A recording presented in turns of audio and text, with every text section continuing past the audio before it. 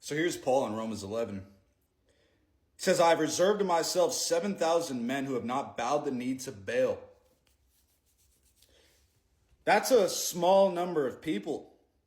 And then he says, even so then at this present time, that's right now, also there is a remnant according to the election of grace. And that remnant's not going to be bowing the knee to Baal according to God's grace. Well, Christians don't understand that his grace is conviction. It's divine influence upon your heart. And this very small remnant is going to understand that, and they're not going to be bowing the knee to Baal. Let's figure out who Baal is. This is Jeremiah 23.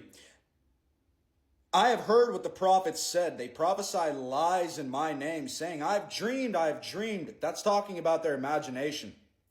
How long shall this be in the heart of the prophets that prophesy lies? Yea, they are the prophets of the deceit of their own heart, which think to cause my people to forget my name by their dreams, their imagination, which they tell every man to his neighbor, as their fathers have forgotten my name for Baal. Well, what about this remnant that's not bowing the knee to Baal? We should probably figure out who Baal is, because in the last days, that's who everyone's going to be worshiping, besides this very small group of people that understands this. Here's Yeshua giving you another clue. But I know you that you have not the love of God in you. The love of God is the 10 Commandments. Yeshua says, I know that you're not obedient to the 10 Commandments. You don't love God. You just honor him with your lips. I am come in my Father's name, and you receive me not. The Father's name is Jehovah. The Son came in the Father's name. When you're reading your Old Testament, if you do at all, when you see that word salvation in the Hebrew, it means Yeshua. Yeshua means Yah's salvation. Yah saves. Yeshua came in his Father's name. But because you don't have the love of God in you, the 10 Commandments, if another shall come in his own name, him you will receive. That's Baal. You're going to receive Baal.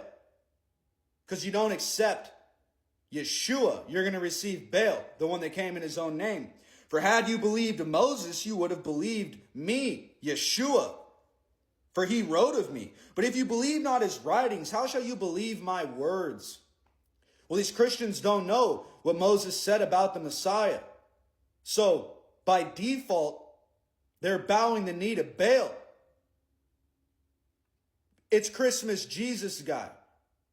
And there's 45,000 different versions of the Christmas Jesus guy, as Yeshua said would happen right before the end of the world comes.